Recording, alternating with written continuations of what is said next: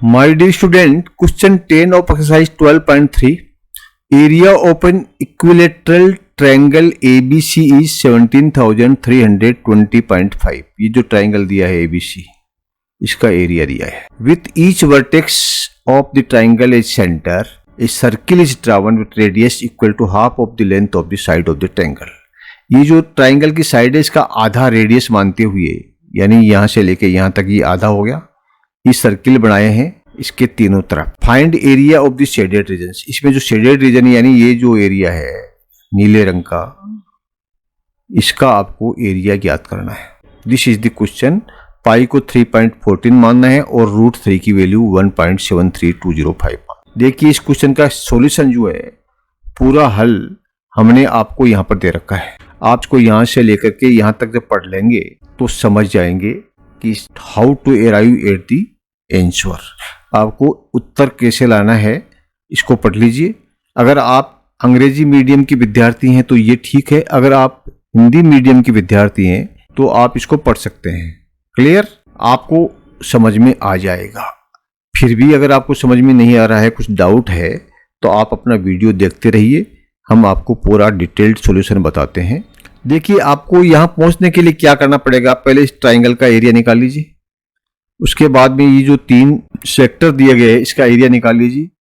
पूरे triangle area में से इस तीनों सेक्टर का एरिया घटा देंगे तो शेडेड रीजन का एरिया आ जाएगा. ट्राइंगल का एरिया कैसे निकालोगे?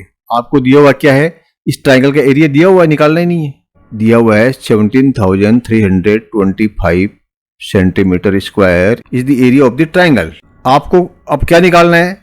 ये जो एरिया है इसको बोलते हैं सेगमेंट ऑफ द सर्किल. इस सर्किल का ये जो सेगमेंट है इसका एरिया निकालना है. वैसे ही जो है इसका निकल जाएगा, उतना ही उसका निकल जाएगा. इस सेगमेंट का एरिया निकालने के लिए क्या करना पड़ेगा? आपको पूरा जो सर्किल होता है उसका एरिया कैसे निकालते हैं? पाई आर स्क्वायर. और सेगमेंट का निकालना है तो पूरा पाई आर स्क्वायर क्या 360 डिग्री का होता है. पूरा सर्किल 360 डिग्री का होता है. आपको ये जो कितना डिग्री है, इसका जो कोण है ये कितना डिग्री है उतने का निकालना है. तो इसमें क्वेश्चन में दिया हुआ है कि ये समबाहु त्रिभुज है, यानी इक्विलेटरल ट्रायंगल है, तीनों दिशाएं बराबर है इसकी और तीनों कोण बराबर है. तो एक ट्रायंगल जो इक्विलेटरल होता है इसका प्रत्येक कोण जो है 60 डिग्री का होता है. तो ये कोण कितना है? 60 डिग्री का है. तो आपको 360 की बजाय ये आपको 60/360, 60/360 टोटल सर्किल एरिया का, यानी कि आप समझ लीजिए कि 1/6 भाग निकालना पड़ेगा. तो टोटल सर्किल एरिया क्या है? पाई आर स्क्वायर. तो आप यहां लिख दीजिए पाई मतलब यहां दे रखा है 3.14 और आर स्क्वायर इंटू आर. अब आर तो पता नहीं है आपको, पहले आर निकालना पड़ेगा. पहले आपको आर मतलब ये जो इसका रेडियस है, ये जो इसका रेडियस है निकालना पड़ेगा. और इसके लिए आपको इसकी साइड निकालनी पड़ेगी पूरी. ए बी निकालोगे उसका आधा इसका पाई हो, उसका आधा इसका रेडियस होगा. साइड कैसे निकालोगे? देखिए टोटल जो एरिया है ट्राइंगल का ये इतना दिया हुआ है, और ट्राइंगल का एरिया निकालने का फॉर्मूला क्या होता है? √3/4 इंटू साइड स्क्वायर. आपको साइड निकालनी है इसकी, ये आर निकालना है, इसके लिए कर रहे हो आप. ठीक है, ये आपको इसको हम अभी यहीं छोड़ देते हैं. तो ये जो है साइड स्क्वायर, तो या हम कह सकते हैं कि साइड स्क्वायर बराबर ये कितना है? √3/4 इंटू साइड स्क्वायर कितना है? 17,320.5. तो साइड स्क्वायर कितना हो जाएगा? ये हो जाएगा 17,320.5 इंटू 4/√3. देखिए क्वेश्चन में √3 की वैल्यू देखिए 1.73205, यानी √3 की जगह है आप ये भी लिख सकते हो. अब देखिए आप इसको हल करते हैं.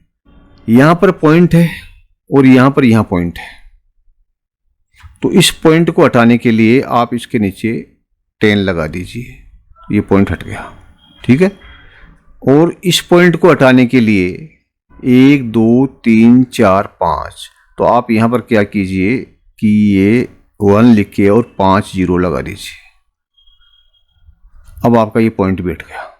यानी ये पूरी संख्या हो गई और ये पूरी संख्या 173,205, 1,73,205, ये भी 1,73,205 है, इससे ये कट जाएगी। अब आपके पास रह गया ये, अब ये 10 है तो इसका एक जीरो से इसको एक जीरो कटा दीजिए, तो कितना हो गया 4 गुणा 10,000, यानी साइड स्क्वायर जो आपका हो गया वो कितना हो गया 4,0,0,0,0, 4 जीरो नहीं है, ये हो गया 40,000। तो साइड कितनी होगी, साइड होगी आपकी 40,000 का अंडर रूट यानी 200। ठीक है, 200 को 200 से गुणा करेंगे तो 40,000 होगा। तो ये साइड आपकी AC मान लीजिए या कोई भी मान लीजिए, ये है, सभी जो साइडें हैं वो 200 मीटर हैं, तो 200 सेंटीमीटर है। तो अब आपका ये रेडियस कितना हो गया, इसका आधा, AB का आधा यानी 200/2 यानी 100। तो यहाँ पर जो रेडियस है वो आपका 100 सेंटीमीटर आ गया। तो अब आप जो है ये रेडियस की जगह है आप जो है इसको लिख दीजिए 100 गुणा ये RR जो था इसकी जगह आपने ये लिख दिया। तो माय डियर स्टूडेंट, अब आप आगे बढ़िए, आपको एरिया निकाल रहे हैं हम शेडेड रीजन का। हमने जो है अभी तो R निकाल दिया, इसका रेडियस हमने निकाल लिया 100 सेंटीमीटर है, तो अब इसको 100 सेंटीमीटर की हमने वैल्यू यहाँ रख दी। अब इसको आप हल कर लीजिए, देखिए इसको 2 से काटिए तो ये 3 हो जाएगा, इसको काटेंगे तो 1.57 हो गया।